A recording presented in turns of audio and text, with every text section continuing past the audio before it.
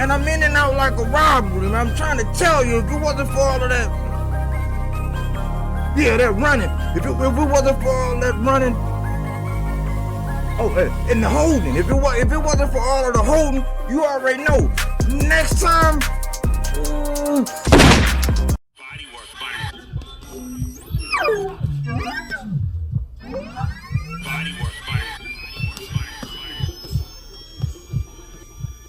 Welcome to BodyWork. Jaron boots Ennis. Are we there yet? I'm not sure. I just know that I'm searching for a GPS signal. This is probably a video that I was going to drop on Friday. I already had the thumbnail and everything worked up, man, because I was really trying to get a location. I was trying to track down where I thought Jaron Boots Ennis was in his career and what he was doing. Well, he took on Karan Chukajan in a very interesting fight, very telling fight in my opinion. And you know, Jaron Boots Ennis got the majority decision. I think the closest thing to what I would say it was a 116-110, and I still think that was just still a little wide. I'm not sure those other scores. I'm not sure what the judges were watching. You know, the big thing is after the fight, right? After the fight, let's not talk about how, you know, Boots showed that he was visibly frustrated once again. Karan didn't run this time. He did, the excuse this time was that he held too much.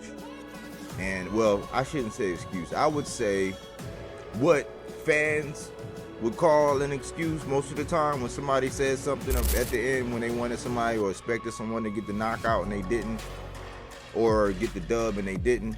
In this case, he got the dub, unanimous decision, didn't get the knockout, even though he promised, in and out like a robbery. And I'm like, well, you know, last time was the same thing. You know, I think that you can't overpromise and underdeliver. You always underpromise and overdeliver. And after the fight, a lot of questions were raised as far as where he was going and what he was doing and, you know, what true direction is. I was a little confused when they were mentioning Ryan Garcia prior to this fight. A couple of days before this fight, I kept hearing Ryan Garcia, and I'm like, Ryan Garcia is not a legacy fight at this point. He's not. And it's real crazy how since April 20th, people have been crying, or when we got the news about, you know, Ryan and the sub and all of that stuff, people have been talking about Ryan, how he don't deserve to be in the boxing and he a POS and all this kind of stuff. And I'm just like, why are people still entertaining Ryan? Secondly, Ryan would represent another guy who's never touched 147, never had a championship, never. I mean, I'm like, well, I don't even understand. Like, so do we care about the PEDs or not? And I thought it was interesting that was the name. Second to Virgil was a name. And Blair the Flair, he showed up, he popped up. He's a name at 47. If he's easy work, I think he would be a name. He would be a bag. Eddie sidestepped that. He finally entertained Conor Benn, but I'm like, how was Conor Benn never not the primary target with those two guys? Because I remember when they all was gunning for Adrian Broner, and when Blair the Flair did what he did to Adrian Broner, they said, oh, Eddie said he was shot to pieces, man. I'm like, yikes. Like, man, let's make up. I just find it odd that everybody's gunning for Virgil. I think because he showed vulnerability in Boychuk, and I think Boychuk actually won that fight. And then we looked at Boots' performance where, you know, he got buckled, I mean, at least a handful of times. You know, you can't really get an honest assessment from anybody. I think Bozy was probably the rawest. But when you listen to people like Greg Hackett and his summary or whatever, and like the interview outside when they were talking to him, and it was a fan there, they called the man a drunk and all this because he was making some valid points about greatness and what greatness does, and they dismissed him. And then even the interviewer even asked, how many rounds would that drunk guy right there last with Boots? I'm like, why does it always go down to that? So that's why certain boxers I try to stay away from. I'll brush over them. I'll put out the information I have on them, but I was really concerned with Boots because I felt like Boots is one of my guys. You know, I have him in my intros. I've been watching him. I call him the Mamba in my Boxes to Watch collection.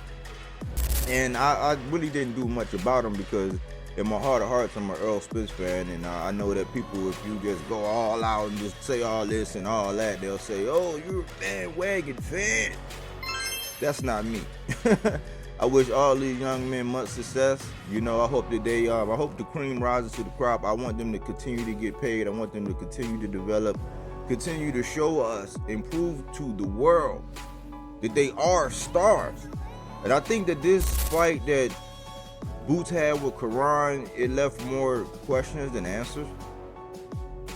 You know, there's a lot of different double standards because, like, just thinking about Ryan moving up, who's never touched 147, you know, but then shaming a guy like Tank for fighting somebody that's coming from 130 to 135, who's naturally bigger already and has fought at 135, that's not acceptable. It's like double standard depending on who you, then asking Devin to move up and fight Boots would be a cardinal sin. But then Blair the Flair, who's at 47, a notable 47, with Maurice Hooker, with Alexis Rocha, even though he lost to Alexis Rocha, he stopped Maurice Hooker. He knocked Adrian Broner's tooth out, respectfully to Adrian Broner, because I like Adrian Broner. Knocked Adrian's tooth out and, you know, knocked him down and beat him. In his abstract way, he actually beat everybody. Conor Ben, Boots, Devin, all them young guys that was gunning for Adrian Broner. Somehow Blair the Flair get him, and Blair the Flair ain't even worth mentioning.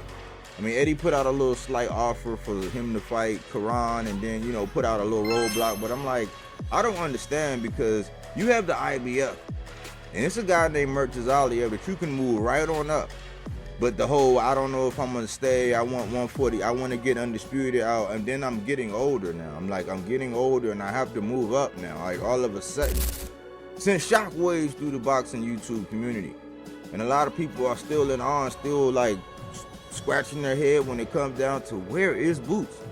I think we still need, he's on the map to be able to sell out in his home arena, you know what I'm saying? Salute to Philly and everybody who showed up to be able to show up in his home arena and show out and pack the house and then, you know, have Bam on there and, you know, have a great undercard. It was, the undercard was very decent. You know what I'm saying? It was action throughout the undercard. I can't complain about that at all. My whole question is, man, I think there needs to be a commitment to 47 to get all of the belts, because I see Norman Sr. pop back out. He's talking this stuff on the line, you know, whatever. They got their little rivalry going on. Maybe we'll get that unification. Maybe Stanyanis will say, hey, what's up? After he get past Giasov, if he get past Giasov. Stanyanis is one of my guys. Mario Barrios, he's tied up. They're going to see what's going on with Mario Barrios. There's a lot of options at 47. Whether or not they'll get it across the finish line, I'm not sure, because the purse bid situation and Jaron the second time. And I think this is one of them things to where you finally spin the block and you get to right so many wrongs, but then you admit that you're not even listening to your corner. It was a point in time when my lady was like, man, did he just keep telling them get him out of there? You know, do he just keep saying get him out? I said, yeah, he telling them to work behind the jab. But that was a knock that a lot of people said about Boots, is that they don't really hear any real counsel. I heard a little bit, but then Boots came on and said, listen, man, my father was telling me exactly what to do. I just didn't listen. You know, he was frustrated. So we got to learning how to break the clinch or stop the clinch. And a combination of cutting the ring off when somebody is supposedly uncut-offable, if you allow me to use the word. So I'm not sure where Boots is at. 154 kind of looks scary right now. I think Boots might be, Virgil might be the safest option. Murtazaliev is really looking like a boogeyman. And I think people are starting to say, fighting Bud at this point with the, things that we've seen and everything that's been shown, letting it age the way it needs to, people are saying that Boots is not ready for Bud. I wouldn't get in the way of the fight. I would not get him. Just like I don't think that it's crazy. I think it's kind of crazy that Keyshawn is only calling out Tank when he got the other 2 belts on his side and Tank was the champion. I think it's stupid, but I would not get in front of that fight. So I would not get in front of the Boots fight with Virgil. I wouldn't get in front of it. I just think that Murtazaliev is the play. That's legacy. Yeah, you're gonna have to get up for that, because if you don't, you'll get put down by somebody like Murtazaliev. I mean, you know, Virgil is an American, American fight. It follows the green print. It'll answer many questions on both of them guys. It may be Virgil will spin the block and get Boychuk back, but Boychuk, from what I hear, is going to be fighting Madrimov. And 154 is rocking off. I just think that Boots needs to assert himself, and I think that we need a true gauge. You know what I'm saying? We need a stake in the ground for where Boots at, because we can't teeter-totter between this 47 and 54, man.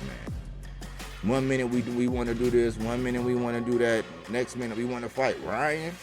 Okay, go ahead and play off in that sandbox, man. And if you do it around the time when he come back, there will be an April Fool's Part 2 if you do that. I think Ryan should go ahead and get his get back on the map and establish himself and show that he's a clean boxer and that he has his head on straight and he's not a gimmick at this point. And Boots needs to focus on legacy like he's always had. I think he need to go back to the drawing board, work on his mistakes, listen to his father. He said he's gonna go back and start listening better, but from the fans, man, not sure if you're gonna be able to properly criticize somebody that was touted as the next Roy Jones Jr. Now, he does have skills that flash off the page, and he does look very scary, but the more and more people see him get in that ring, they're starting to cite more flaw than actuate his or punctuate his greatness. What do you think? Let me know. Where is Boots? Where do you have him? Do we know which way he's going? Is there a clear-cut path? Was this fight a good look? Even though he won with a unanimous decision. He just didn't, he just didn't knock the guy out. He still, according to the judges, he still blew him out. I think it was a fairly close fight. And it was a fairly close fight. And I still have questions, but I'm gonna keep supporting him. I'm gonna keep my ears to the street. I'm gonna keep my eyes on the prize. Let me know in my comment section what you think about Boots, where he's at. Are we there yet? I'm not sure. Thanks for tuning in here at BodyWorkBoxing. But we don't take things for face value. We do that body work.